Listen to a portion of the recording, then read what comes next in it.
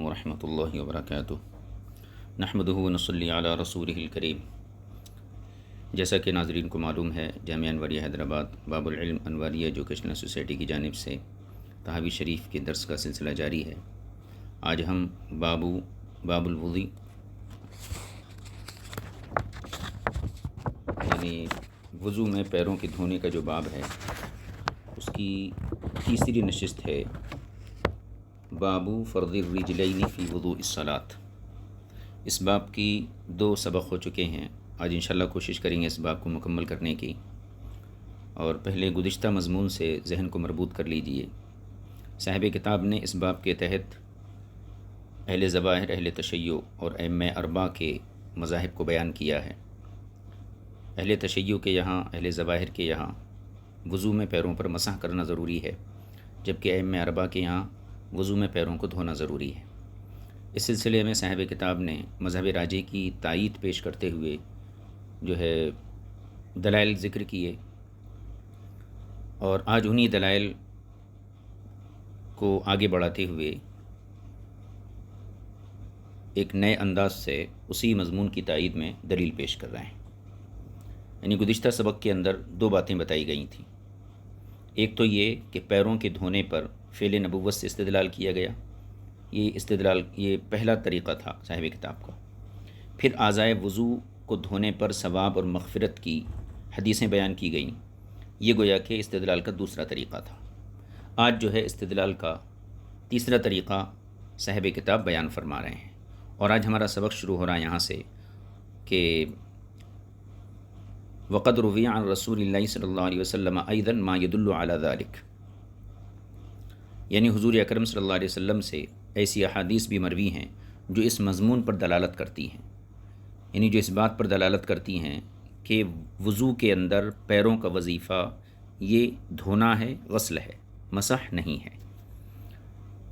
اب کچھ حدیثیں یہاں ذکر کی ہیں، ان میں سے بنیادی طور پر جو حدیث ہے وہ حضور اکرم صلی اللہ تعالیٰ علیہ وسلم سے جو پہلی حدیث یہاں ذکر کی گئی ہے، حضرت جابر ابن عبداللہ کی روایت ہے۔ اس کا مضمون یہ ہے کہ ایک آدمی کے پاؤں میں وضو کرتے وقت خشک نشان دھونے سے رہ گیا۔ فی قدمی رجل لمعۃ لم یغسلها، یہ الفاظ ہیں حدیث کے، یعنی وضو میں جب اس نے پیر دھوئے تو کچھ حصہ پیروں کا خشک رہ گیا ایڑیوں کے پاس، تو حضور نے ارشاد فرمایا ویل للأعقاب من النار، یعنی ایسی ایڑیوں کے لیے آگ کی ہلاکت ہے۔ اسی مضمون کی حدیثوں کو مختلف سندوں کے ساتھ صاحب کتاب بیان کریں گے۔ تو حضور اکرم صلی اللہ علیہ وسلم نے اب استدلال یوں کیا جائے گا کہ وضو میں اگر کسی کے پیروں کی ایڑیاں بھیگنے سے یا دھونے سے رہ گئیں تو حضور اکرم صلی اللہ علیہ وسلم ایسی ایڑیوں کو یہ وعید سنائیں کہ اس کے لیے آگ کی ہلاکت ہے، یعنی دوزخ کی عذاب کی وعید سنائیں۔ اس سے یہ پتہ چلتا ہے کہ پیروں کا وظیفہ دھونا ہے۔ اگر پیروں کا وظیفہ مسح ہوتا تو پھر ایڑیوں پہ اگر پانی نہیں پہنچا تو اس سلسلے میں حضور صلی اللہ علیہ وسلم اتنی سخت وعید ارشاد نہیں فرماتے۔ تمام احادیث سے استدلال اسی طریقے سے کیا گیا ہے۔ اب پہلے ہم جو ہیں اس مضمون کی حدیثیں پڑھ لیتے ہیں۔ دیکھیے پہلی حدیث، حدثنا فہد قال حدثنا ابو نعیم قال حدثنا اسرائیل عن ابی اسحاق عن سعید بن ابی قریب عن جابر بن عبداللہ، یہ پہلی حدیث ہے۔ قال، حضرت جابر بن عبداللہ نے فرمایا، یہ حدیث دیکھ لیجیے، رأى النبی صلی اللہ علیہ وسلم فی قدمی رجل لمعۃ، حضور اکرم صلی اللہ علیہ وسلم نے ایک شخص کے پاؤں میں خشک نشان پایا جو دھونے سے رہ گیا تھا، لم یغسلھا، جس کو دھو نہیں پایا تھا۔ فقال، تو آپ نے ارشاد فرمایا ویل للأعقاب من النار، ایسی ایڑیوں کے لیے آگ کی ہلاکت ہے۔ ایسی سے مراد یعنی وضو کے دوران اگر ایڑیاں خشک رہ گئیں تو اس پر آپ نے ارشاد فرمایا کہ ایسی ایڑیوں کے لیے، خشک ایڑیوں کے لیے آگ کی ہلاکت ہے۔ اب دوسری حدیث دیکھیے، حدثنا ابو بکرۃ قال حدثنا مؤمل بن اسماعیل قال حدثنا سفیان عن ابی اسحاق عن سعید بن ابی قریب عن جابر، قال، حضرت جابر سے مروی ہے، انہوں نے فرمایا قال رسول اللہ صلی اللہ علیہ وسلم، حضور صلی اللہ علیہ وسلم نے ارشاد فرمایا ویل للاعقاب من النار، خشک رہ جانے والی ایڑیوں کے لیے آگ کی ہلاکت ہے۔ اسبغ الوضوء، خوب پانی ڈال کر وضو کیا کرو، مطلب کیا ہے؟ تاکہ کوئی حصہ دھونے سے رہ نہ جائے۔ اس حدیث پاک میں بھی خشک ایڑیوں کے لیے وعید ارشاد فرمائی۔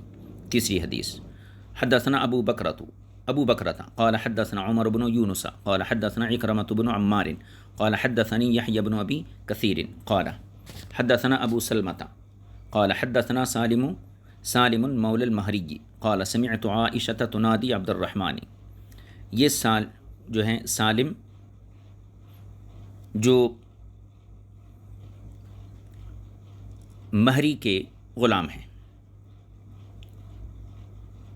بیان کرتے ہیں سمعت عائشۃ تنادی عبد الرحمن، میں نے سنا کہ حضرت عائشہ صدیقہ رضی اللہ تعالی عنہا حضرت عبد الرحمن کو آواز دے رہی تھیں، اور کیا فرما رہی تھیں؟ اسبغ الوضوء، خوب پانی ڈال کر وضو کرو، فإنی سمعت رسول اللہ صلی اللہ علیہ وسلم یقول، کیونکہ میں نے رسول پاک صلی اللہ علیہ وسلم کو فرماتے ہوئے سنا ہے، ویل للاعقاب من النار، ان ایڑیوں کے لیے آگ کی ہلاکت ہے جو دھونے سے رہ جائیں۔ یہ 3 حدیثیں ہو گئیں، چوتھی حدیث دیکھیے۔ حدثنا ابو بکرۃ قال حدثنا ابو عاصم قال حدثنا ابن عجلان عن المقبری عن ابی سلمۃ انہ سمع عائشۃ، یہ ابو سلمہ کہتے ہیں ابو سلمہ نے سمع عائشہ رضی اللہ تعالی عنہ تقول، حضرت عائشہ صدیقہ رضی اللہ تعالی عنہ کو فرماتے ہوئے سنا۔ کیا فرماتے؟ یا عبد الرحمن، اے عبد الرحمن، جو پیچھے جو حدیث گزری گویا فذکر مثلہ، اسی طریقے کی حدیث انہوں نے اپنی سند سے بیان کی۔ اب اس کے بعد جو ہے چوتھی حدیث دیکھیے، یہ بھی دراصل اوپر والی حدیث کی ایک سند ہے۔ حدثنا ابو بکرۃ قال حدثنا ابو داود قال حدثنا حرب بن شداد عن یحیی بن ابی کثیر عن سالم الدوسی عن عائشہ مثلہ، یہ سالم دوسی نے بھی حضرت عائشہ سے اسی جیسی روایت نقل کی ہے۔ اس کے بعد کی اور ایک سند ہے اسی کی۔ حدثنا ربیع الجیزی قال حدثنا ابو زرعہ قال حدثنا حیوۃ بن شریح قال حدثنا ابو الاسود ان ابا عبد اللہ مولا شداد بن الہادی حدثہ انہ دخل علی عائشہ زوج النبی صلی اللہ تعالی علیہ وسلم، یہ ابو الاسود کہتے ہیں کہ مجھے شداد بن ہاد کے مولا ابو عبداللہ نے بتایا کہ وہ ام المؤمنین حضرت عائشہ صدیقہ رضی اللہ تعالی عنہا کے یہاں حاضر ہوئے، وعندہا عبد الرحمن بن ابی بکر، اور ان کے پاس، کن کے پاس؟ حضرت عائشہ صدیقہ رضی اللہ تعالی عنہا کے پاس عبد الرحمن بن ابی بکر، ان کے پاس عبد الرحمن بن ابی بکر تھے۔ ثم ذکر مثلہ، پھر اوپر والی جو حدیث تھی اسی کو روایت کیا، وہی مضمون کو۔ اس کے بعد کی حدیث دیکھیے۔ حدثنا فہد قال حدثنا ابن ابی مریم قال اخبرنا سلیمان بن بلال قال حدثنی سہیل بن ابی صالح عن ابیہ عن ابی ہریرہ، سہیل بن ابی صالح اپنے والد سے، اور وہ حضرت ابو ہریرہ رضی اللہ تعالی عنہ سے حضور کا ارشاد نقل فرماتے ہیں۔ قال، ابو ہریرہ نے کہا، قال رسول اللہ صلی اللہ تعالی علیہ وسلم، حضور اکرم صلی اللہ علیہ وسلم نے ارشاد فرمایا، ویل للاعقاب من النار، ان ایڑیوں کے لیے ویل للاعقاب من النار یوم القیامہ، یہاں یوم القیامہ کا لفظ کا اضافہ ہے، جو دوسری سندوں کے ساتھ متن آیا اس میں یوم القیامہ کے لفظ نہیں ہے۔ تو حضرت ابو ہریرہ نے حضور کا یہ بیان نقل کیا کہ رسول پاک صلی اللہ علیہ وسلم نے فرمایا، ویل للاعقاب من النار یوم القیامہ، ان ایڑیوں کے لیے قیامت کے دن آگ کی ہلاکت ہوگی جو وضو کرتے وقت خشک رہ گئی ہیں۔ اس کے بعد کی حدیث دیکھیے۔ حدثنا ابن مرزوق حدثنا ابن مرزوق قال حدثنا وهب قال حدثنا شعبۃ عن محمد بن زیاد عن ابی ہریرہ، محمد بن زیاد حضرت ابو ہریرہ رضی اللہ تعالی عنہ سے روایت کرتے ہیں، قال، حضرت ابو ہریرہ نے فرمایا، قال ابو القاسمی، یہ ابو القاسم دراصل حضور اکرم صلی اللہ علیہ وسلم کی کنیت ہے، اور حضرت ابو ہریرہ سے اس طریقے سے کئی حدیثیں مروی ہیں جس میں حضور صلی اللہ علیہ وسلم کو آپ نے ابو القاسم کے ذریعے خطاب کیا۔ قال ابو القاسم رسول اللہ صلی اللہ علیہ وسلم، یعنی حضور اکرم صلی اللہ علیہ وسلم نے ارشاد فرمایا، ویل للاعقاب من النار، ان ایڑیوں کے لیے آگ کی ہلاکت ہے جو خشک رہ جائیں۔ اس کے بعد کی حدیث دیکھیے، حدثنا ابن خزیمہ قال حدثنا علی بن الجعدی قال حدثنا شعبۃ فذکر مثلہ باسنادی، شعبہ نے اپنی سند کے ساتھ اسی طرح کی روایت نقل کی ہے۔ اس کے بعد کی حدیث دیکھیے، حدثنا یونس قال حدثنا یحیی بن عبد اللہ بن بکیر قال حدثنی اللیث عن حیوۃ بن شریح عن عقبۃ بن مسلم عن عبد اللہ بن الحارث بن جزء الزبیدی قال، یہ عبداللہ بن حارث بن جزء الزبیدی یہ فرماتے ہیں، کہتے ہیں، قال سمعت رسول اللہ صلی اللہ علیہ وسلم یقول، میں نے رسول پاک صلی اللہ علیہ وسلم کو فرماتے ہوئے سنا، کیا فرماتے، ویل للاعقاب وبطون الاقدام من النار، یہاں پر بطون الاقدام ان الفاظ کا اضافہ ہے۔ حضور نے فرمایا ایسی ایڑیوں کے لیے جو وضو میں تر نہ ہوں، اور ان قدموں کے لیے، اور ان قدموں کے تلووں کے لیے جو تر نہ ہوں، آگ کی ہلاکت ہے۔ وبطون الاقدام من النار، اور قدموں کی تلوے اور وہ ایڑیاں جو خشک رہ جائیں ان کے لیے دوزخ کی آگ ہے۔ یہ حدیث پاک مکمل ہو گئی۔ اس کے بعد کی حدیث دیکھیے، حدثنا الربیع الجیزی قال حدثنا ابو الاسودی قال حدثنا لیث و ابن لہیعۃ قال، ان دونوں نے کہا، حدثنا حیوۃ بن شریح عن عقبۃ بن مسلم قال سمعت عبد اللہ بن الحارث بن جزء یقول، یہ عقبہ بن مسلم کہتے ہیں کہ میں نے عبداللہ بن حارث بن جز سے فرماتے ہوئے سنا، کیا، قال رسول اللہ صلی اللہ علیہ وسلم، حضور اکرم صلی اللہ علیہ وسلم نے ارشاد فرمایا، وہی فذکر مثلہ، تو حضور کا ارشاد نقل کیا کہ ویل للعقاب من النار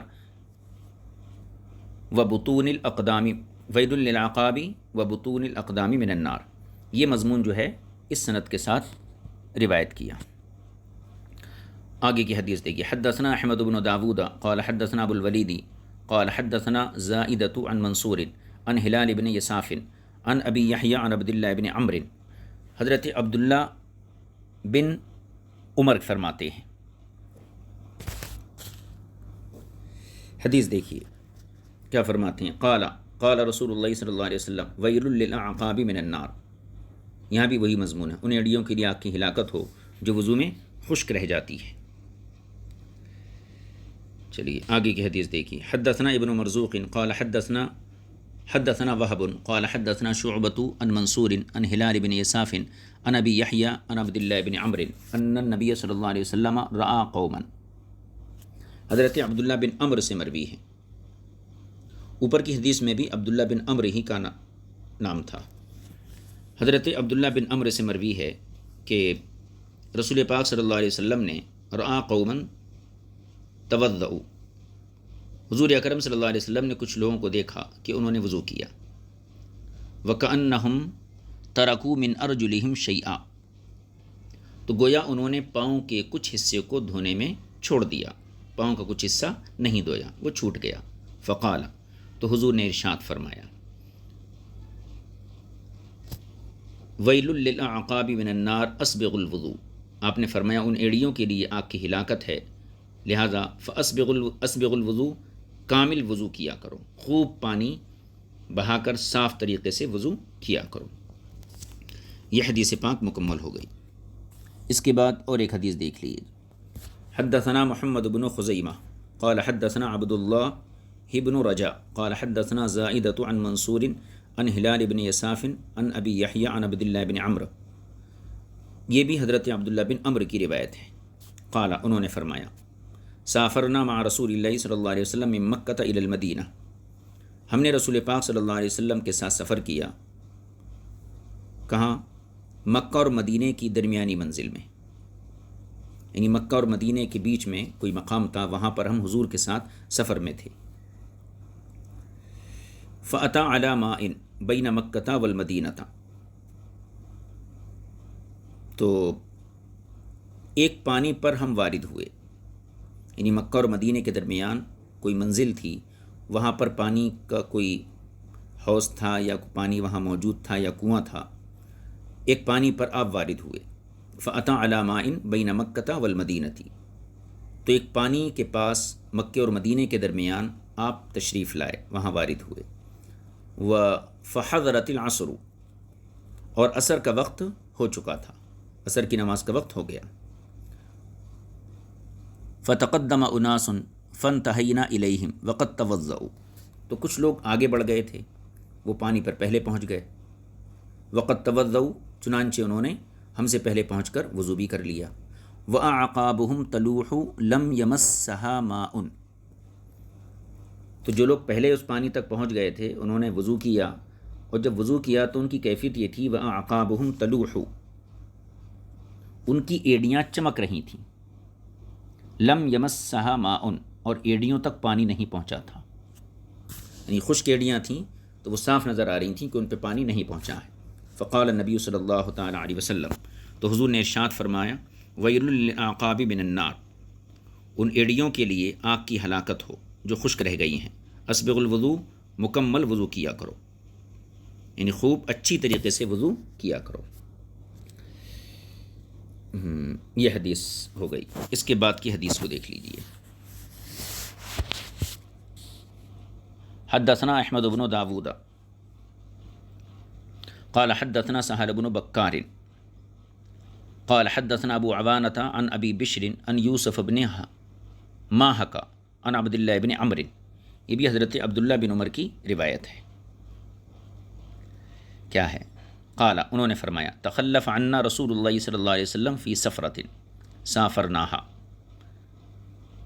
ہم ایک سفر میں تھے تو حضور صلی اللہ علیہ وسلم ایک سفر میں ہم سے پیچھے رہ گئے۔ تخلف عنا رسول اللہ صلی اللہ علیہ وسلم فی سفرۃ سافرناہا، ہم نے ایک سفر کیا تو اس سفر میں حضور ہم سے پیچھے رہ گئے۔ فادرکنا، پھر آپ ہمیں آ ملے، یعنی حضور چلتے ہوئے ہم تک پہنچ گئے۔ وقد ارحقتنا صلاۃ العصر، اور اس وقت میں لیتے جب ہمیں عصر کا وقت پہنچ چکا تھا، یعنی عصر کا وقت ہمارے قریب پہنچ چکا تھا۔ اسی سے ایک لفظ آتا مراہق، جو بلوغیت کے قریب پہنچ جاتا ہے۔ وقد ارحقتنا صلاۃ العصر، اور عصر کی نماز کا وقت ہم سے مل چکا تھا، یعنی عصر کی نماز کا وقت ہو چکا تھا۔ وَنَحْنُ نَتَوَضَّأُ، اور ہم اس وقت جو ہے وضو کر رہے تھے، گویا ہم نے وضو کیا۔ وَنَمْسَحُ عَلَىٰ أَرْجُلِنَا، اور چونکہ ہم نے اپنے پیروں پر پانی ملا، یہاں مسح اپنے حقیقی معنی میں نہیں ہے، بلکہ بلا مبالغہ ہم نے گویا پیروں پر پانی بہایا، پانی کی قلت ہوں گی، اس سے جو ہے ہلکے انداز میں پیروں کو دھو لیا۔ فنادا بلال، تو حضرت بلال نے حضور کے حکم سے یہ آواز لگائی ویل للاعقاب من النار مرتین او ثلاثا، کہ ان ایڑیوں کے لیے آگ کی ہلاکت ہو، آگ میں جلنا ہو جو وضو میں خشک رہ گئیں۔ یہ اعلان آپ نے 2 مرتبہ یا 3 مرتبہ کیا۔ اب اس کے بعد اسی کی ایک سند ہے، اس کو بھی دیکھ لیجئے۔ اس کے بعد امام طحاوی نے جو استدلال کیا ہے اس پر توجہ کریں گے۔ حدثنا ابو بکرۃ قال حدثنا ابو داود قال حدثنا ابو عوانۃ فذکر مثلہ، اس سند کے ساتھ بھی اس روایت کو نقل کیا گیا ہے۔ یہ احادیث مکمل ہو گئیں۔ ان تمام حدیثوں کا خلاصہ یہ ہے کہ حضور اکرم صلی اللہ تعالی علیہ وسلم نے ان ایڑیوں کے لیے دوزخ کے عذاب کی وعید سنائی جو وضو کے اندر دھونے سے رہ جاتی ہیں۔ تو اس سے یہ پتہ چلتا ہے کہ وضو کے اندر پیروں کا وظیفہ یہ دھونا ہے، مسح نہیں ہے، کیونکہ اگر مسح ہوتا تو پھر ایسی صورت میں ایڑیاں خشک رہ جانے کی صورت میں حضور صلی اللہ علیہ وسلم دوزخ کی آگ کی وعید نہیں سناتے۔ آپ کا وعید سنانا اس بات پر دلیل ہے کہ پیروں کا وظیفہ یہ غسل ہے۔ امام طحاوی کی عبارت دیکھیے، آپ فرماتے ہیں قال ابو جعفر، امام طحاوی نے فرمایا فذکر عبد اللہ بن عمر انہم کانوا یمسحون حتی امرہم رسول اللہ صلی اللہ علیہ وسلم باسباغ الوضوء وخوفہم فقال۔ اوپر جو حدیث ابھی گزری اس کے حوالے سے امام طحاوی فرماتے ہیں کہ عبداللہ بن عمر کی جو حدیث گزری اس میں کیا تھا، وَنَمْسَحُ عَلَىٰ أَرْجُلِنَا، یہی الفاظ تھے۔ یعنی ایک سفر میں ہم حضور کے ساتھ تھے اور عصر کا وقت ہو گیا تو ہم جو ہے وضو کر رہے تھے، وَنَمْسَحُ عَلَىٰ أَرْجُلِنَا، اور ہم اپنے پیروں پر مسح کر رہے تھے۔ اس وقت میں نے اس کا مضمون اس کا معنی یہ بیان کیا تھا کہ ہم جو ہے ہلکے پانی سے پیر دھو رہے تھے، لیکن اب اس عبارت سے یہ معلوم ہوتا ہے کہ یہاں نمسحو جو ہے اپنے حقیقی معنی میں ہے اور صحابہ مسح کر رہے تھے۔ تو امام طحاوی فرماتے ہیں کہ ابن عمر رضی اللہ تعالی عنہ کے بارے میں یہ ذکر کیا گیا، حضرت عبداللہ بن عمر نے جو حدیث ذکر کی اس میں کیا تھا، انہم کانوا یمسحون، کہ یہ حضرات اپنے پیروں کو دھونے کے بجائے ان پر مسح کر رہے تھے۔ حتی امرہم رسول اللہ صلی اللہ علیہ وسلم باسباغ الوضوء، یہاں تک کہ حضور صلی اللہ علیہ وسلم نے ان حضرات کو پانی بہانے کا حکم دیا۔ تو اس سے پتہ کیا چلا، مسیح کا حضور نے انکار کیا اور پانی بہانے کا حکم دیا۔ وخوفہم، اور ان کو ڈرایا یعنی وعید سنائی اور فرمایا ویل للعقاب من النار، کہ ان ایڑیوں کے لیے آگ کی ہلاکت ہو، آگ کا عذاب ہو جو وضو میں دھونے سے خشک رہ جاتی ہیں۔ فدل ذلک علی ان حکم المسح الذی کانوا یفعلونہ قد نسخ، تو اس سے اس بات پر دلالت ہوتی ہے کہ وہ مسح جو صحابہ کیا کرتے تھے اس کا حکم، ان حکم المسح الذی کانوا یفعلونہ قد نسخہ، کہ وہ مسح، اس مسح کا حکم جو صحابہ پیروں پر کیا کرتے تھے وضو میں، قد نسخہ ما تأخر عنہ مما ذکرنا، تو وہ حکم منسوخ ہو گیا ان روایتوں سے جو ہم نے اس کے بعد ذکر کی ہے۔ ان ابتدا میں اگر صحابہ مسح کرتے تھے پیروں میں، تو بعد کی جو احادیث ہم نے ذکر کی ان سے یہ دلالت ہوتی ہے کہ پیروں پر مسح کا حکم یہ منسوخ ہو چکا تھا۔ فہذا حکم ھذا الباب من طریق الآثار، صاحب کتاب فرماتے ہیں کہ یہ حکم ہے اس باب کا حدیثوں کے طریقے پر۔ وَأَمَّا وَجْهُهُ مِن طریق النظری، اور اگر قیاس کو دیکھیں، قیاس کی طرف چلیں، تو قیاس بھی اسی چیز کی تائید پیش کرتا ہے کہ وضو میں پیروں کو دھویا جائے گا، مسح نہیں کیا جائے گا۔ قیاس کیا ہے؟ دیکھیے، قیاس یہ ہے مسح راس پر یعنی سر کے مسح پر ثواب کا وعدہ آیا، جیسے کہ پیچھے کی حدیثیں آئیں، جب انسان وضو میں ہاتھ دھوتا ہے ہاتھ کے گناہ جو ہیں جھڑتے ہیں، پیر دھوتا ہے تو پیر کے گناہ جھڑتے ہیں، اور سر پہ مسح کرتا ہے تو سر کے گناہ جھڑتے ہیں۔ تو سر کے مسح پر رسول پاک صلی اللہ علیہ وسلم نے ثواب کا وعدہ کیا، مغفرت کا وعدہ کیا۔ اب اگر کوئی شخص سر کو دھوئے تو ظاہر سی بات ہے اسے ثواب نہیں ملے گا۔ یوں ہی پیروں کا وظیفہ غسل ہے، دھونا ہے، لہذا غسل رجلین پر ہی ثواب کا وعدہ اور مغفرت کا وعدہ حضور نے کیا۔ اب اگر کوئی شخص رجلین پر مسح کرے، پیروں پر مسح کرے اور دھوئے نہ، تو اسے نہ ثواب ہے نہ وعدہ مغفرت نصیب ہوگا۔ اس سے یہ پتہ چلتا ہے کہ پیروں کا وظیفہ یہ غسل ہی ہے، اور قیاس بھی اسی چیز کی تائید پیش کرتا ہے۔ اس عبارت کو دیکھ لی، وَأَمَّا وَجْهُهُ مِن طریق النظری، اور باقی رہا نظر و فکر کا راستہ، یعنی اس مضمون کی تائید اگر قیاس سے کرتے ہیں تو یہ ہے فَإِنَّ قَدْ نَظَرْنَا فِي مَا تَقَدَّمَ مِنْ هَذَا الْبَابِ عَنْ رسول اللہ صلی اللہ علیہ وسلم، وہ یہ ہے کہ بے شک ہم نے جو اس باب میں حضور کی مرفوع حدیثیں ذکر کی ہیں اس میں کیا ہے، ما لمن غسل رجلیہ فی وضوئہ من الثواب، حضور صلی اللہ علیہ وسلم نے وضو میں پیر دھونے پر ثواب کا وعدہ کیا ہے۔ فثبت بذلک انہما مما یغسل، تو اس وعدہ ثواب سے یہ پتہ چلتا ہے کہ پیروں کا وظیفہ یہ غسل ہے، پیروں کو دھویا جائے گا۔ وانہما لیستا کالرأس، اور دونوں قدم یہ سر کی طرح نہیں ہیں۔ الذی یمسح کہ جس پر مسح کیا جاتا ہے، یعنی سر پر جیسے مسح کیا جاتا ہے تو پیروں کا حکم یہ سر کے حکم کی طرح نہیں ہے۔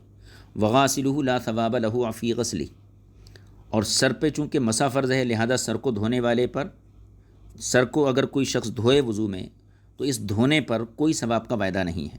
وہذا الذی ثبت بہذہ الآثار، اور یہ مضمون جو ان حدیثوں سے ثابت ہوا یہی امام اعظم امام ابو یوسف اور امام محمد رحمہم اللہ تعالیٰ کا مذہب ہے۔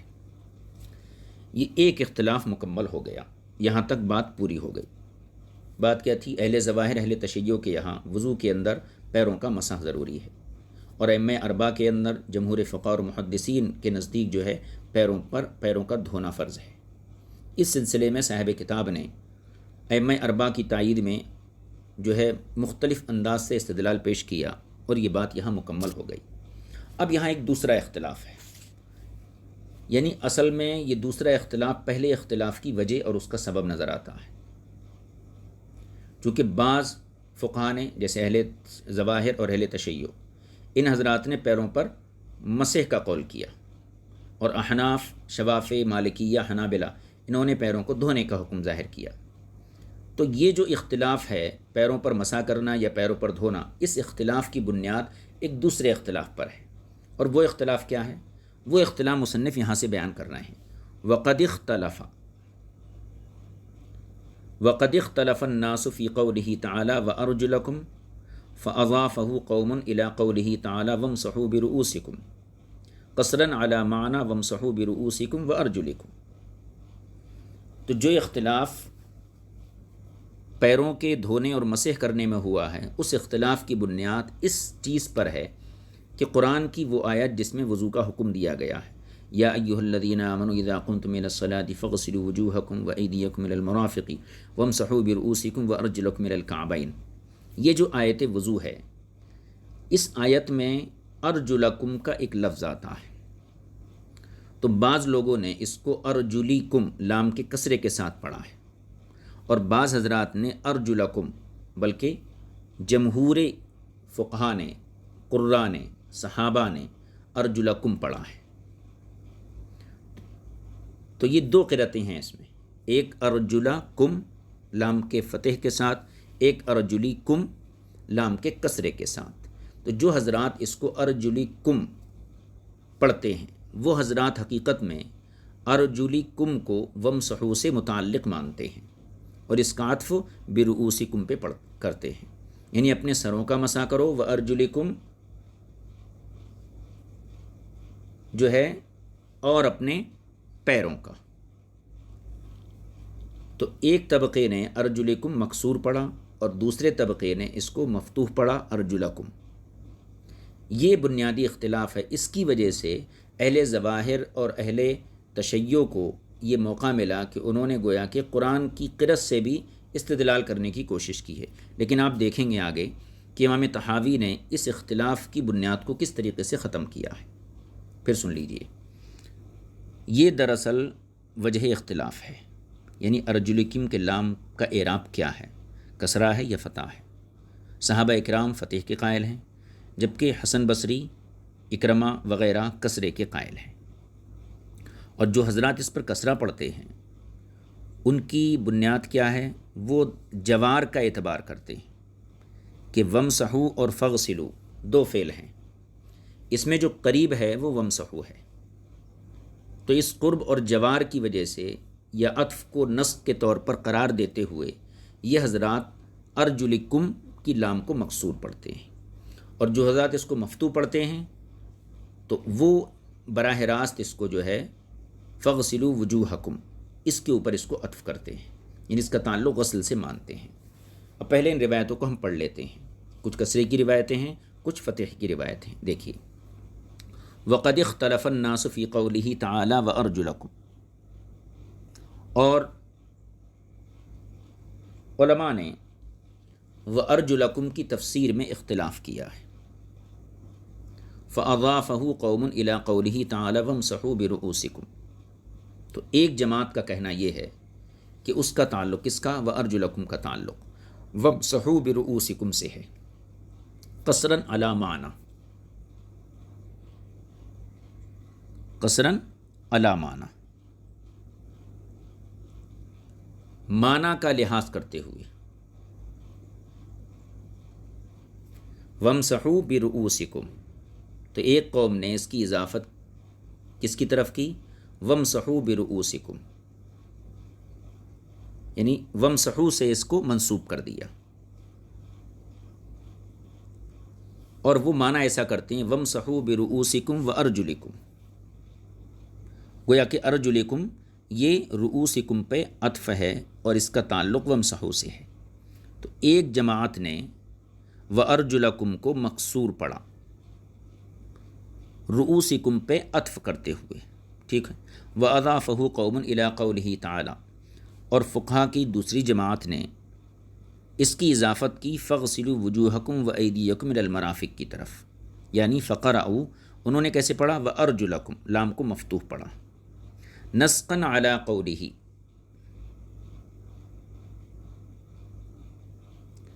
فاغسلوا وجوہکم واغسلوا ایدیکم واغسلوا ارجلکم علی الاضمار والنسق. اور دوسری جماعت نے اس کی نسبت ان کو کیسے پڑھا؟ وارجلکم، لام کے فتح کے ساتھ، اللہ تعالیٰ کی اس قول پر نسق کرتے ہوئے. فاغسلوا وجوہکم، اس کے بعد ایدکم سے پہلے ایک فعل نکالا، واغسلوا ایدیکم، پھر ارجلکم سے پہلے ایک فعل نکالا، علی الاضمار والنسق، اضمار اور نسق کے طور پر. تو دو مذہب ہو گئے. ایک جماعت کا کہنا یہ ہے کہ ارجلکم لام مکسور ہے، اور دوسرے جماعت کا کہنا یہ کہ ارجلکم جو ہے یہ مکسور نہیں بلکہ مفتوح ہے، یعنی ارجلکم پڑھایا جائے گا. تو ایک کے نزدیک ارجلکم، دوسرے کے نزدیک ارجلکم. یہ دو قرأت ہوگی. اب اس کی کچھ روایتیں صاحب کتاب نے یہاں ذکر کی ہیں، ان روایتوں کو دیکھ لیجئے. پھر اس کے بعد صاحب کتاب جب استدلال کریں گے تو بات پوری واضح ہو جائے گی. وقد اختلف فی ذلک اصحاب رسول اللہ صلی اللہ علیہ وسلم ومن دونہم، اور اس سلسلے میں یعنی ارجلکم کی قرأت میں کہ لام مکسور ہے مفتوح ہے، اس سلسلے میں صحابہ کرام ومن دونہم اور تابعین کا بھی اختلاف رہا ہے. فمما روی عنہم فی ذلک،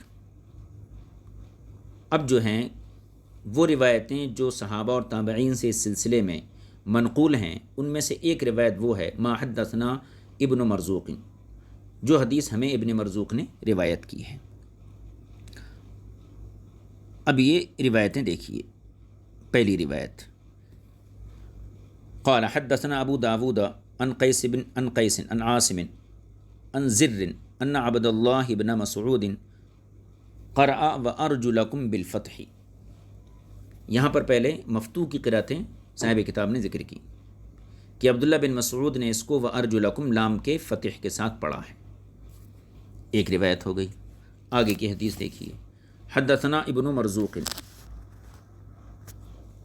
قال حدثنا یعقوب بن اسحاق قال حدثنا عبد الوارث بن سعید ووہیب بن خالد عن خالد الحذائی عن عکرمۃ عن ابن عباس انہ قرأها كذلك.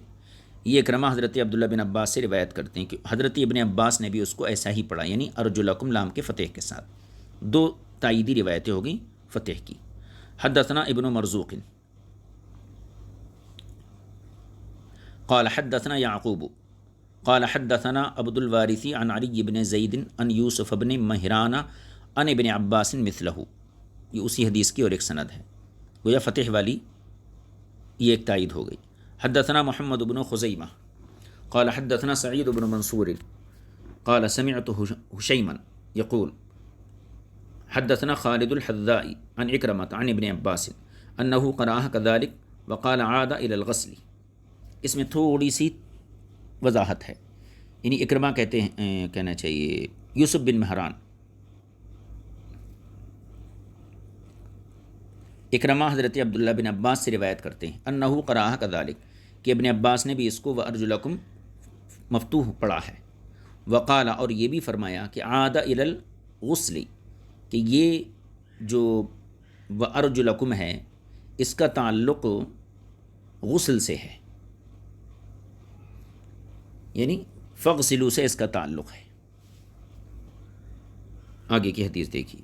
حدثنا ابن مرزوق قال حدثنا يعقوب قال حدثنا حماد بن سلمة عن قيس عن مجاهد قال رجع القرآن إلى الغسل وقرأ وأرجلكم ونصبها، یعنی قیس نے مجاہد سے نقل کیا کہ ضمیر کو غسل کی طرف لوٹایا جائے اور اس کو وقرا ارجلکم، اس کو اس طریقے سے پڑھا ونصبہا، یعنی اس کو نصب کے ساتھ پڑھا۔ حدثنا ابن مرزوق قال حدثنا ابو داود قال حدثنا حماد فذكر باسناده مثله، اس کی ایک سند ذکر کی گئی، اس کی اور تائیدی سند۔ حدثنا ابن مرزوق قال حدثنا یعقوب قال حدثنا سفیان بن عیینہ عن ہشام بن عروہ عن ابی مثلہ، یہ اور ایک سند ہے اس کی۔ تیسری سند حدثنا ابن مرزوق قال حدثنا یعقوب قال حدثنا عبد الوارث قال حدثنا ابو الطیاح عن شہر بن حوشب مثلہ، یہ اس کی ایک سند ہے۔ آگے دیکھیے، حدثنا ابن مرزوق،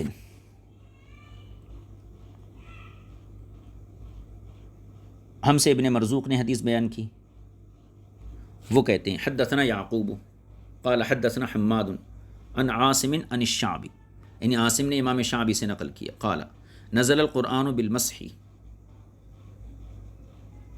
قرآن مجید بظاہر مسح کا حکم لایا ہے۔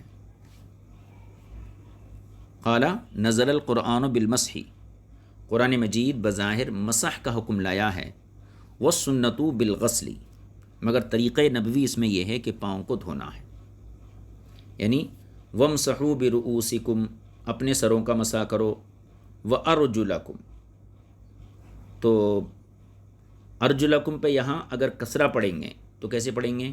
وامسحوا برؤوسکم وارجلکم، تو گویا کہ یہ کسرے کی روایت کا یہاں سے آغاز ہوا۔ اب تک جو روایتیں تھیں وہ فتح کی تھیں، اور یہ کسرے کی روایت جن حضرات نے مقصور پڑھا ہے وہ کہتے ہیں کہ شعبی سے نزل القرآن بالمسح، یعنی قرآن مجید بظاہر مسح کا حکم لایا ہے، یعنی ان کے نزدیک وامسحوا برؤوسکم وارجلکم لام مقصور ہے، لیکن ساتھ میں یہ بھی بیان کرتے ہیں والسنۃ بالغسل، کہ طریقہ نبوی یہ ہے کہ پیروں کو دھویا جائے گا، اگر کہ قرأت سے یہ سمجھ میں آتا ہے کہ پیروں کا مسح کیا جائے گا۔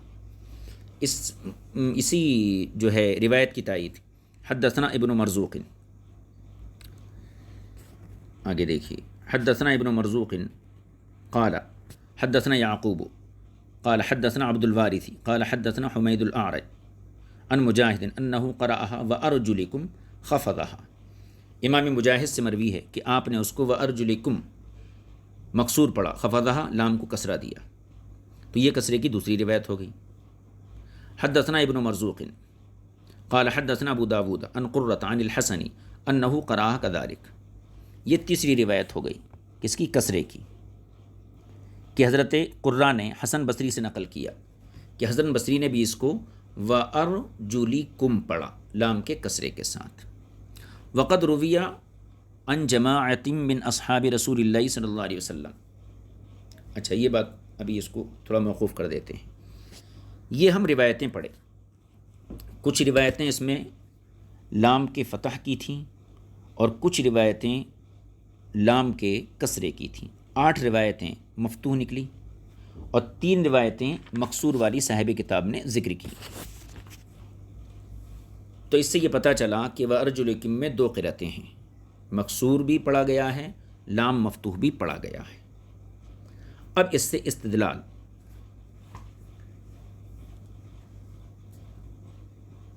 امام طحاوی فرماتے ہیں وقد روی عن جماعت من اصحاب رسول اللہ صلی اللہ علیہ وسلم انہم کانوا یغسلون، صحابہ اکرام کی ایک بڑی جماعت سے یہ مروی ہے کہ یہ حضرات کانوا یغسلون پیروں کو دھویا کرتے تھے، پیروں کو دھویا کرتے تھے۔ یہ دراصل اس اختلاف کی بنیاد پر جو شبہ پیدا ہو رہا ہے اس شبے کا ایک طریقے سے ازالہ ہے، کہ جو حضرات یہ کہتے ہیں نہیں وضو میں پیروں کو دھویا جائے گا، تو وہ تائید کے طور پر ارجلکم کو پیش کرتے ہیں، اور جو حضرات کہتے ہیں نہیں وضو میں پیروں پر مسح کیا جائے گا، تو وہ تائید کے طور پر جو ہے وَأَرْجُلِكُمْ والی قرأت پیش کرتے ہیں کہ دیکھو قرآن میں بھی لام مکسور ہے، اس کا مطلب وَامْسَحُوا سے اس کا تعلق ہے۔ تو صاحب کتاب بتانا یہ چاہتے ہیں کہ اس قرأت سے کسی کو شبہ نہیں ہونا چاہیے، وَأَرْجُلِكُمْ یعنی کسرے والی قرأت سے کسی کو شبہ نہیں ہونا چاہیے، اور کسی رافضی کو اس قرأت کی بنیاد پر استدلال کرنے کی گنجائش بھی نہیں رہیں گی۔ کیوں؟ اس لیے کہ جن حضرات نے وَأَرْجُلِكُمْ کے لام کو کسرہ پڑھایا وہ حضرات بھی وضو میں پیروں کو دھویا کرتے تھے، مسح نہیں کرتے تھے۔ انہوں نے جو کسرہ پڑھا اس پہ وہ جوار کے اعتبار سے کہ برؤسکم یہ قریب ہے، اور اس قرب کی بنیاد پر لام کو ارجلکم کے لام کو مکسور پڑھا گیا، لیکن حکم ان کے یہاں بھی وضو میں پیروں کو دھونے کا ہے، پیروں پر مسح کرنے کا نہیں ہے۔ لہٰذا مکسور والی قرأت سے بھی رافضیوں کو یا اہل ظواہر کو اپنے مذہب پر استدلال کرنے کی کوئی گنجائش باقی نہیں رہے گی۔ اسی کو امام طحاوین یہاں سے بیان کر رہے ہیں، دیکھیے وقد روی عن جماعت من اصحاب رسول اللہ صلی اللہ علیہ وسلم انہم کانوا یغسلون، اور صحابہ اکرام کی بڑی جماعت سے یہ مروی ہے کہ وہ حضرات پیروں کو دھویا کرتے تھے، جیسے حضرت عبداللہ بن مسعود، ان کی قرأت بھی فتح کی ہے، عمل بھی فتح کا ہے۔ اس کے علاوہ نیچے حضرت مجاہد، جو کسرے والی روایتیں آئیں ان میں ایک امام مجاہد کی روایت آئی تھی۔ اب ظاہر سی بات ہے امام مجاہد عبداللہ بن عباس کے شاگرد ہیں، ٹھیک ہے، تو یہ حضرات خود بھی پیروں پر مسح نہیں کرتے تھے بلکہ پیروں کو دھویا کرتے تھے۔ اب وہ روایتیں یہاں ذکر کر رہے ہیں جس سے صحابہ کرام کا عمل معلوم ہوتا ہے کہ اگرچہ ان صحابہ میں سے بعض حضرات نے ارجلکم مکسور پڑھا ہے، لیکن اس کے باوجود ان کا جو عمل تھا وہ پیروں کو دھونا تھا۔ تو اس سے پتہ چلتا ہے کہ انہوں نے بھی محض جوار کے طور پر وَأَرْجُلِكُمْ پڑھا ہے، حکم کے اعتبار سے وَأَرْجُلَكُمْ یہ فَغْسِلُوا سے ہی متعلق ہے۔ اب وہ حدیثیں فَمِمَّا رُوِيَ فِي ذَلِكَ، اس سلسلے میں جو حدیثیں مروی ہیں ان کو امام طحاوی نے یہاں بیان کیا، اور انشاءاللہ تعالی ابھی اس میں کافی چیزیں باقی ہیں، اس کو ہم سلسلے وار ابھی بیان کریں گے۔ پہلے ان عبارتوں کو دیکھ لیجئے کہ جن سے پتہ چلتا ہے کہ صحابہ اکرام بھی پیروں پر جو ہے وضو نہیں، پیروں پر جو ہے مسح نہیں کیا کرتے تھے بلکہ پیروں کو دھویا کرتے تھے۔ پہلی حدیث ما حدثنا فمما روی عن فی ذلک ما حدثنا حسین بن نصر قال حدثنا ابو نعیم قال حدثنا سفیان عن الزبیر بن عدی عن ابراہیم قال قلت للاسود، ابراہیم سے مروی ہے کہ انہوں نے کہا کہ میں نے اسود سے پوچھا، کیا پوچھا؟ اکان عمر یغسل، کیا حضرت عمر رضی اللہ تعالی عنہ پیر دھوتے تھے وضو میں؟ فقال نعم، تو انہوں نے فرمایا ہاں، کان یغسلہما غسلا، حضرت عمر فاروق جو ہیں ان کو خوب مل مل کر دھویا کرتے تھے۔ اس سے کیا پتہ چلا صحابی کا عمل پیروں کو دھونا ہے۔ آگے کی حدیث حدثنا روح بن الفرج قال حدثنا یوسف بن عدی قال حدثنا ابو الاحوص عن مغیرہ عن ابراہیم قال، یعنی مغیرہ نے حضرت ابراہیم سے نقل کیا، توضأ عمر فغسل قدمیہ، حضرت عمر نے وضو کیا اور اپنے دونوں قدموں کو، دونوں پیروں کو دھویا۔ پتہ چلا صحابہ کے عمل بھی جو ہے وہ دھونا ہے، مسح کرنا نہیں ہے۔ اور ایک حدیث حدثنا روح بن الفرج، نہیں، اس کے بعد کی حدیث حدثنا محمد بن خزیمہ قال حدثنا ابو ربیعہ قال حدثنا ابو عوانۃ عن ابی حمزہ قال رأیت ابن عباس، ابو حمزہ کہتے ہیں کہ میں نے عبداللہ بن عباس کو دیکھا، یغسل رجلیہ ثلاثا ثلاثا، کہ آپ وضو میں تین تین مرتبہ پیروں کو دھو رہے تھے۔ یہ حدیث بھی ائمہ اربعہ کی تائید پیش کرتی ہے۔ آگے حدیث حدثنا ربیع الجیزی قال حدثنا ابو الاسود قال حدثنا ابن لہیعۃ عن عمارۃ بن غزیۃ عن ابن المجمری قال رأیت ابا ہریرہ یتوضأ مرۃ، یہ ابو ہریرہ کے عمل کو بیان کرتے ہیں۔ ابن مجمر کہتے ہیں میں نے ابو ہریرہ کو دیکھا، یتوضأ مرۃ، وہ اپنے اعضائے وضو کو ایک ایک مرتبہ دھوتے ہیں۔ وکان اذا غسل ذراعیہ کاد ان یبلغ نصف العضد، اور جب وہ اپنا بازو دھوتے تھے تو نصف عضو تک دھوتے تھے، اور ورجلیہ الی نصف الساق، اور جب پیر دھوتے تھے وضو میں تو آدھی پنڈلی تک دھوتے تھے۔ فقلت له فی ذلک، تو میں نے ان سے اس سلسلے میں پوچھا، میں نے عرض کیا کہ آپ اتنا زیادہ کیوں دھوتے ہیں؟ اب کوہنیوں تک ہاتھ دھونے کا ہے، لیکن کوہنیوں سے اور اوپر تک آدھے بازو تک دھوتے تھے، پیر ٹخنوں تک دھونے کا ہے تو آپ جو ہیں آدھی پنڈلی تک دھوتے تھے۔ تو میں نے حضرت ابو ہریرہ سے اس سلسلے میں پوچھا کہ اس کی حکمت کیا ہے، اس کی وجہ کیا ہے؟ فقالا، تو حضرت ابو ہریرہ نے فرمایا، اریدو، میں یہ چاہتا ہوں، ان اطیل غرتی، کہ میری چمک جو ہے بڑھ جائے، یعنی قیامت کے دن میرے اعضائے وضو کی جو چمک ہے وہ بڑھ جائے۔ فقال انی ارید ان اطیل غرتی، میں چاہتا ہوں کہ میری چمک بڑھ جائے۔ انی سمعت رسول اللہ صلی اللہ علیہ وسلم یقول، کیونکہ میں نے رسول پاک صلی اللہ علیہ وسلم کو فرماتے ہوئے سنا ہے، کیا؟ ان امتی یاتون یوم القیامت غرا محجلین من الوضوء ولا یاتی احد من الامم کذلک، میں نے حضور کو یہ فرماتے ہوئے سنا ہے کہ قیامت کے دن میری امت جو ہے وضو کی وجہ سے روشن اعضاء والی ہوگی، یعنی جیسے ابلق پنج کلیان گھوڑا جو ہے اپنے کلر سے پہچانا جاتا ہے کہ اس کی پیشانی پر اور اس کے چاروں پیوں پر جو ہے سفیدی کے اوپر کالی لکیریں ہوتی ہیں یا کالے کلر کے اوپر سفید نشانات ہوتے ہیں، تو دور سے اس کے پیر اور اس کی پیشانی چمکتی ہے۔ اسی طریقے سے قیامت میں میری امت کے اعضائے وضو کے نور کی وجہ سے چمکتے ہوں گے۔ تو چونکہ میں نے حضور سے سنا ہے یہ فرماتے ہوئے، ان امتی یاتون یوم القیامتی، بے شک میری امت قیامت کے دن حاضر ہوگی اس شان سے، غرم محجلین من الوضوء، کہ ان کے اعضائے وضو کے نور کی وجہ سے چمک رہے ہوں گے، ولا یاتی احد من الامم کذلک، اور کسی اور امت کو یہ شان نصیب نہیں ہوگی۔ تو حضرت ابو ہریرہ نے اس حدیث پاک میں یہ پتہ چلا کہ آپ نے پیروں کو دھویا، اور اتنا دھویا کہ نصف پنڈلی تک آپ نے دھویا، اور اس کے بعد اس کی وجہ بھی بیان کی۔ تو وجہ دھونے کی بیان نہیں کی، وجہ جو ہے پنڈلی سے زیادہ یعنی ٹخنوں کے اوپر دھونے کی وجہ بیان کی، کہ تاکہ زیادہ حصہ جو ہے میرا یہ قیامت کے دن روشن ہو جائے۔ آگے کی حدیث دیکھیے، تو صحابہ کا عمل کیا پتہ چلا اس سے، کہ صحابہ اکرام پیروں کو دھویا کرتے تھے۔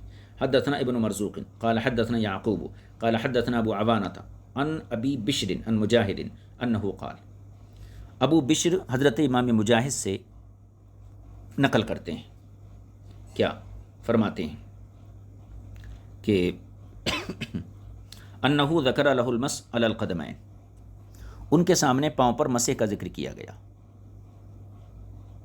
حضرت مجاہد کے سامنے انہ ذکر لہ المسح علی القدمین، کہ ان کے سامنے پیروں پر مسح کا تذکرہ کیا گیا۔ فقالا، تو انہیں ارشاد فرمایا، ابن عمر یغسل رجلیہ غسلا، حضرت عبداللہ بن عمر اپنے دونوں پیروں کو خوب دھویا کرتے تھے وضو کے اندر۔ وَأَنَا أَسْكُبُ عَلَيْهِ الْمَاءَ سَكْبًا، اور میں ان پر پانی بہاتا جاتا تھا۔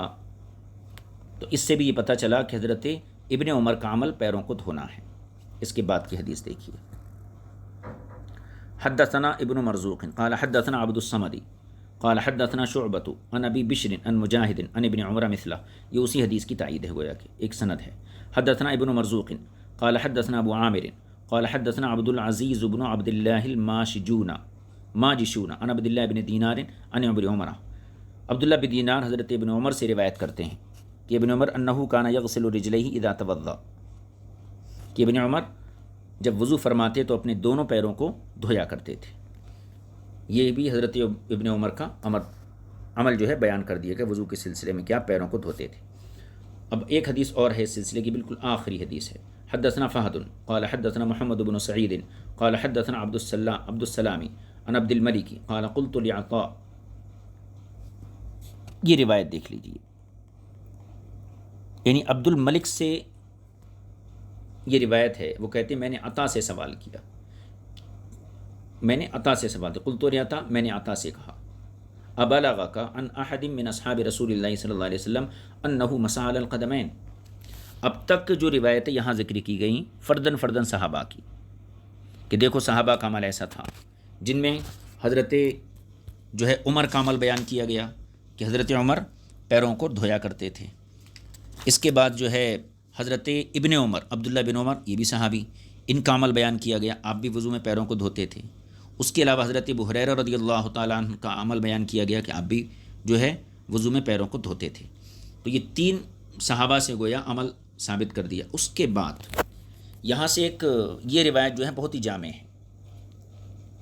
عبد الملک نے کہا کہ میں نے عطا سے پوچھا، یہ تابعی ہیں، ابلغک عن احد من اصحاب رسول اللہ صلی اللہ علیہ وسلم، کہ آپ کو کوئی ایسی حدیث پہنچی ہے کہ حضور اکرم صلی اللہ علیہ وسلم کے کسی بھی صحابی نے انہ مسح علی القدمین، قدموں پر مسح کیا ہو؟ یعنی آپ کوئی ایسی روایت جانتے ہیں جس سے یہ پتہ چلتا ہو کہ صحابہ میں سے کوئی بھی صحابی پیروں پر مسح کیا ہو؟ قال لا، تو انہوں نے فرمایا کہ نہیں، کسی صحابی سے یہ منقول نہیں ہے کہ انہوں نے وضو کرتے وقت پیروں کو مسح کیا ہو، بلکہ تمام صحابہ کا گویا یہ اجماعی عمل رہا کہ انہوں نے وضو کرتے وقت پیروں پر مسح کیا تھا۔ یہ حدیثیں مکمل ہو گئیں۔ یہ حدیثیں دراصل اس سلسلے میں ذکر کی گئیں چونکہ قرأت میں جو اختلاف تھا ارجلکم کا، تو ارجلکم مقصور والی روایت سے یہ شبہ ہوتا تھا، ہو سکتا ہے جن حضرات نے ارجلکم مقصور پڑھا ہے اس کو تو ان کا بھی یہی مذہب ہو کہ پیروں پر مسح کیا جاتا ہو، لیکن صاحب کتاب نے صحابہ کے عمل سے یہ ثابت کر دیا کہ اگرچہ ان کی یہ قرأت ضرور تھی لیکن اس کے باوجود ان کا جو عمل تھا وہ یہی تھا کہ پیروں کو دھویا جائے گا۔ اب یہاں بالکل باب کا اختتام ہے یہاں پر، اور اس اختتام پر صاحب کتاب پہلے اہل روافض اور تشیع کی طرف سے ایک اعتراض نقل کرتے ہیں، اس کے بعد اس کا جواب دیتے ہیں۔ پہلے اعتراض سن لیجیے۔ اعتراض کا آغاز کہاں سے ہوتا ہے؟ وقد زعم زاعم ان النظر یوجب مسح القدمین فی وضوء الصلاۃ۔ یہاں سے صاحب کتاب معترض کے اعتراض کا آغاز کرتے ہیں۔ پہلے اعتراض میں یہاں پر سمجھا دیتا ہوں، اس کے بعد اس کی عبارت جو ہے اس کا مفہوم ذکر کیا جائے گا۔ اعتراض یہ ہے کہ قیاس یہ چاہتا ہے کہ پاؤں پر مسح فرض ہو نہ کہ غسل فرض ہو، یعنی وضو میں دونوں پیروں پر مسح فرض ہونا چاہیے، ان کو دھونا فرض نہیں ہونا چاہیے۔ قیاس کا یہی تقاضا ہے۔ کیوں؟ اس لیے کہ ہم دیکھتے ہیں کہ ہاتھوں اور چہروں کا عمل دھونے میں ایک جیسا ہے، اور سر اور پاؤں کا عمل ایک جیسا ہے۔ سر اور پاؤں کا عمل ایک جیسا ہے۔ کیسے؟ کہنا یہ ہے کہ قدمین کا حکم یہ سر کے حکم سے مشابہت رکھتا ہے۔ پھر سن لیجئے اعتراض یہ ہے کہ قیاس یہ چاہتا ہے کہ پاؤں پر بھی مسح کیا جائے جیسے کہ سر پر مسح کیا جاتا ہے، کیونکہ پاؤں کے حکم کو سر کے حکم سے مشابہت ہے۔ مشابہت کیا ہے؟ مشابہت یہ ہے کہ تیمم کی صورت میں صرف چہرہ اور ہاتھ پر مسح کیا جاتا ہے، چہرے پر اور دونوں ہاتھوں پر مسح کیا جاتا ہے، پاؤں پر مسح نہیں کیا جاتا تیمم میں، اور نہ سر پر مسح کیا جاتا ہے۔ تو پانی نہ ملنے کی صورت میں تیمم واجب ہوتا ہے، تو جب پانی نہ ملنے کی صورت میں بندہ تیمم کرتا ہے تو چہرہ اور دونوں ہاتھوں کا دھونا ساقط ہو جاتا ہے، اور ان دونوں اعضاء پر تیمم کیا جاتا ہے۔ ٹھیک ہے، البتہ سر اور دونوں پیروں پر تیمم نہیں کیا جاتا۔ تیمم میں کیا ہوتا ہے؟ دو ضربیں ہوتی ہیں، ایک ضرب سے چہرے کا مسح کیا جاتا ہے، دوسرے ضرب سے جو ہے دونوں ہاتھوں کا تیمم کیا جاتا ہے۔ تیمم میں پیروں پر اور سر پر مسح نہیں کیا جاتا ہے۔ اس کو پھر سے سنیے۔ تیمم میں چہرے کو اور ہاتھوں کا جو دھونا ہے یہ ساقط ہو جاتا ہے، اور ان دونوں اعضاء کا تیمم کیا جاتا ہے۔ سر اور پیر ان پر تیمم نہیں کیا جاتا ہے۔ تو پانی نہ ملنے کی صورت میں پیر اور سر کا ایک ہی حکم ہے، یعنی سر بھی ساقط ہو جاتا ہے اور پیر بھی ساقط ہو جاتا ہے۔ لہٰذا پانی کی عدم موجودگی میں جب چہرہ اور یدین دونوں کے دھونے کا جو حکم تھا وہ ساقط ہو گیا اور اس پر مسح کیا گیا۔ ٹھیک ہے، اور دوسری طرف پیروں کو اور سر کو دیکھیں تو اس پر نہ تو مسح کیا گیا اور نہ جو ہے کوئی دوسرا عمل کیا گیا۔ اس اعتراض کو سمجھنے سے پہلے میں ایک قاعدہ عرض کر دوں، وہ قاعدہ یہ سن لیجئے۔ ایک ہے سقوط الا بدل، اور دوسری چیز ہے سقوط الا لا بدل۔ جب بندہ تیمم کرتا ہے تو تیمم میں چہرہ اور ہاتھ ان دونوں کا دھونا یہ ساقط ہو جاتا ہے، لیکن دوسری چیز فرض ہو جاتی ہے۔ وہ کیا ہے؟ ان دونوں پر مسح فرض ہو جاتا ہے، تو اس کو بولیں گے سقوط الا بدل، یعنی ہاتھ اور چہرے کا دھونا تو ساقط ہو گیا لیکن دوسرے بدل کو وہاں رکھ دیا گیا، یعنی جہاں دھونے کا حکم تھا وہاں مسح کرنے کا حکم رکھ دیا گیا، تو غسل ساقط ہو گیا۔ تو ساقط کیسا ہے؟ یہ سقوط الا بدل ہے۔ سقوط لا الا بدل کیا ہے؟ سقوط لا الا بدل کی صورت یہ ہے کہ وضو میں سر کو اور پیروں کو دھویا جائے گا، لیکن تیمم میں سر اور پیروں کا دھونا بھی ساقط ہو گیا، اور اس کے ساتھ ساتھ پیروں کے لیے اور سر کے لیے کوئی دوسرا بدل بھی نہیں ہے، بلکہ مکلیتاً اس کو چھوڑ دیا جاتا ہے، تو اس کو بولیں گے سقوط لا الا بدل۔ اب اعتراض سنیے، اعتراض یہ ہے کہ تیمم میں چہرہ اور ہاتھ سے غسل کا حکم ساقط ہوتا ہے، لیکن سقوط الا بدل ساقط ہوتا ہے۔ دوسری طرف سر اور پیر کا حکم غسل بھی ساقط ہوتا ہے، مگر یہ سقوط لا الا بدل ہوتا ہے۔ تو اس سے یہ پتہ چلتا ہے کہ چونکہ سر پہ مسح کیا جاتا ہے، اس لیے اس کو بھی سقوط جو ملا لا الا بدل ملا، اور پیروں پر بھی سقوط لا الا بدل ملا، تو پیروں کا جو حکم ہے سر کے حکم کے زیادہ مشابہ ہے۔ یہ اعتراض تھا۔ اس اعتراض کا پہلے ترجمہ پڑھ لیجیے، اس کے بعد ہم اس کا جواب عرض کرتے ہیں۔ وقد زعم زاعم، اور اگر کوئی گمان کرنے والا یہ گمان کرے کہ ان النظر یوجب مسح القدمین فی وضوء الصلاۃ، کہ قیاس یہ چاہتا ہے کہ نماز کے وضو میں دونوں قدموں پر مسح کیا جائے، کیوں؟ قال، جیسے وہ یہ کہے لانی رأیت حکمہما بحکم الرأس اشبہ، کیونکہ میں دیکھتا ہوں کہ پیروں کا حکم یہ سر کے حکم سے زیادہ مشابہ ہے۔ کیسے؟ اب یہاں سے مشابہت، لانی رأیت الرجل اذا عدم الماء، اس لیے کہ میں نے دیکھا ہے کہ آدمی کو جب پانی نہ ملے، فصار فرضہ التیمم، تو اس پر تیمم فرض ہو جاتا ہے۔ یمما وجہہ و یدیہ، اور وہ تیمم دو چیزوں پر کرتا ہے، چہرے پر اور ہاتھوں پر۔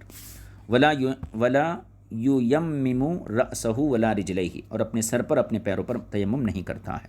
فلما کان عدم الماء یسقط فرض غسل الوجہ والیدین الی فرض آخر، تو جب پانی کی عدم موجودگی نے چہرے اور دونوں ہاتھوں کے غسل کو ساقط کر دیا الی فرض آخر، دوسرے فرض کی طرف، اسی کو میں نے سقوط الی بدل کہا۔ تو پانی کے نہ ملنے کی وجہ سے چہرہ اور ہاتھوں کے غسل کا حکم ساقط ہو گیا دوسرے بدل کی طرف، اور وہ کیا ہے؟ وہ تیمم ہے، یعنی مسح ہے۔ وَيُسْقِطُ فَرْضَ الرَّاسِ وَالرِّجْلَيْنِ لَا إِلَىٰ فَرْضٍ، اور پانی کے نہ ملنے نے سر اور پیروں کی فرضیت کو، ان کے دھونے کی فرضیت کو ساقط کر دیا لا الی فرض، لا الی بدل کی طرف، یعنی کسی بدل کے ساتھ ساقط نہیں ہوا، بلکہ سرے سے حکم ساقط ہو گیا۔ ثبت بذلک، اس سے یہ ثابت ہوا ان حکم الرجلین فی حال وجود الماء کا حکم الراس، کہ پیروں کا حکم پانی کے موجود ہوتے وقت بھی وہی ہے جو سر کا حکم ہے۔ اب سر کا حکم کیا ہے؟ مسح کرنا، لہذا پیروں کا حکم بھی مسح کرنا ہے۔ لا کا حکم الوجہ والیدین،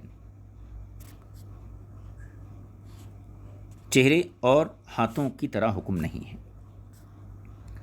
یہ جو ہے نظر اور ایک اعتراض تھا، اس اعتراض کو ہم نے پڑھ لیا، اس کا ترجمہ پھر سے کر لیجیے۔ وقد زعم زاعم ان النظر یوجب، اور ایک گمان کرنے والا اگر کوئی یہ گمان کرے کہ قیاس یہ چاہتا ہے کہ یوجب مسح القدمین فی وضوء الصلاۃ، کہ نماز کے وضو میں دونوں قدموں پر مسح ہونا چاہیے، کیوں؟ لأنی رأیت حکمہما بحکم الرأس اشبہ، کیونکہ میں دیکھتا ہوں کہ پیروں کا حکم یہ سر کے حکم کے زیادہ مشابہ ہے، کیوں؟ لأنی رأیت الرجل اذا عدم الماء، کیونکہ میں نے دیکھا کہ جب آدمی کے پاس پانی نہ ہو، فصار فرضہ التیمم، تو اس پر غسل فرض، یعنی دھونا فرض نہیں ہوتا بلکہ تیمم فرض ہوتا ہے۔ یمما وجہہ و یدیہ، وہ اپنے چہرے اور ہاتھوں پر تیمم کرے گا۔ ولا یمم رأسہ ولا رجلیہ، اور اپنے چہرے اور اپنے سر اور اپنے پیروں پر مسح نہیں کرے گا۔ فلما کان عدم الماء یسقط فرض غسل الوجہ والیدین الی فرض آخر، تو جب پانی کی عدم موجودگی نے چہرے اور ہاتھوں کے غسل کے فرضیت کو ساقط کر دیا دوسرے فرض کی طرف، اور وہ کیا؟ تیمم ہے۔ ویسقط فرض الرأس والرجلین لا الی فرض، اور سر اور پیروں کی غسل کی فرضیت کو لا الی بدل ساقط کر دیا۔ ثبت بذالک، تو اس سے ثابت ہوا ان حکم الرجلین فی حال وجود الماء، کہ پانی کی موجودگی کے وقت پیروں کا وہی حکم ہے کا حکم الراسی، جیسے سر کا حکم ہے، لا کا حکم الوجہ والیدین، چہرے اور ہاتھوں کے حکم کی طرح نہیں ہے۔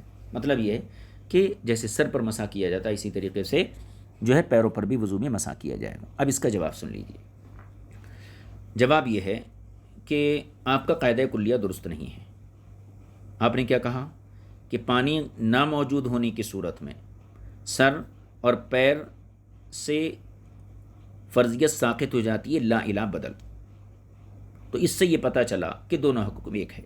یہ قاعدہ درست نہیں ہے، کیونکہ ہم بہت سی ایسی چیزیں دیکھتے ہیں کہ جن میں پانی ہونے کی صورت میں اعضاء کا دھونا فرض تھا، مگر پانی موجود نہ ہونے کی حالت میں وہ اعضاء بالکل یہ ساقط ہو جاتے ہیں، یعنی لا الہ بدل ساقط ہوتے ہیں۔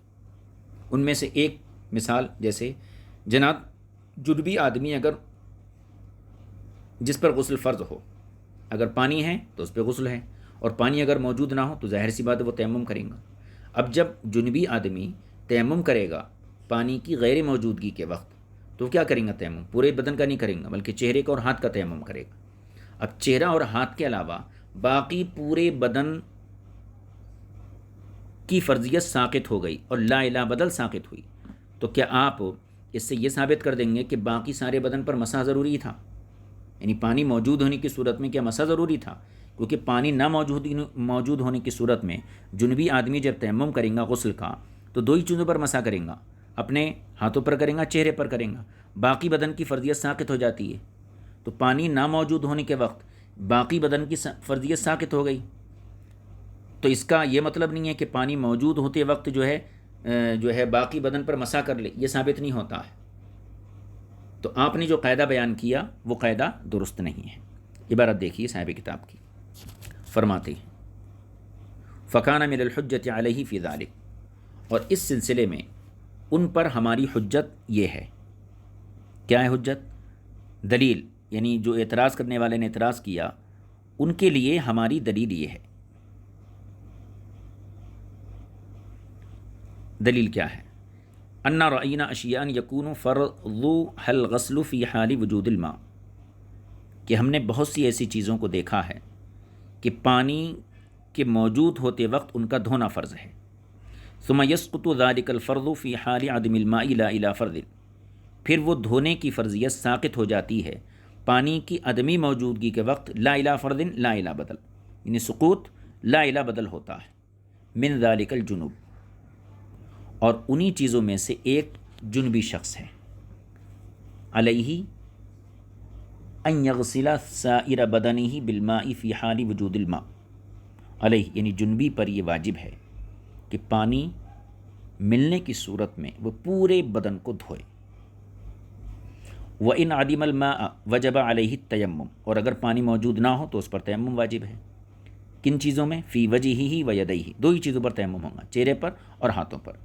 فَأُسْقِطَ فَرْضُ حُکْمِ سَائِرِ بَدَنِهِ، تو اس کے بدن کے دیگر اعضاء کے حکم کی فرضیت ساقط ہو گئی۔ ٹھیک ہے؟ بعد الوجہ والیدین لا الی بدل، اور یہ جو سقوط تھا فرضیت کا لا الی بدل تھا۔ فَأُسْقِطَ فَرْضُ حُکْمِ سَائِرِ بَدَنِهِ بعد الوجہ والیدین، تو دونوں ہاتھ اور چہرے کے مسح کے بعد باقی بدن کی فرضیت یہ ساقط ہو گئی لا الی بدل۔ فلم یکن ذلک بدلیل، تو یہ اس بات کی دلیل نہیں ہے انما سقط فرضہ من ذلک لا الی بدل، کہ جس کی فرضیت لا الی بدل ساقط ہو جائے کان فرضہ فی حال وجود الماء هو المسح، تو اس کے اندر پانی موجود ہوتے وقت مسح فرض ہو، یہ اس بات کی دلیل نہیں ہے۔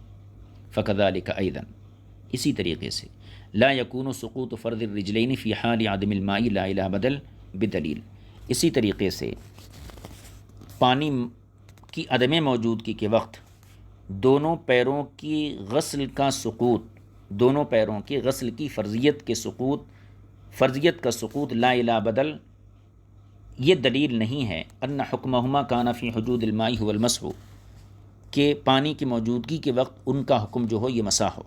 فبطلت بذلک علت المخالف، اس جواب سے مخالف کی علت یہ باطل ہو گئی۔ اذ، کیونکہ کان قد لزمہ من فی قولہ مثل ما الزمہ خصمہ، کیونکہ اس صورت میں مد مخالف پر وہی الزام وارد ہوتا ہے جو اس نے اپنے مقابل کے اوپر الزام لگایا تھا۔ یہ قیاس کا جواب دے دیا، اور اس طریقے سے یہ باب مکمل ہو گیا۔ آئندہ انشاءاللہ تعالی باب الوضوء هل یجب لکل صلاۃ ام لا، اس کے تحت جو مذاہب بیان کیے جائیں گے اس کو انشاءاللہ تعالی آئندہ درس میں جو ہے ہم پڑھیں گے۔ صلی اللہ علیہ نبی الکریم وآلہ وصحبہ اجمعین والحمد للہ رب العالمین۔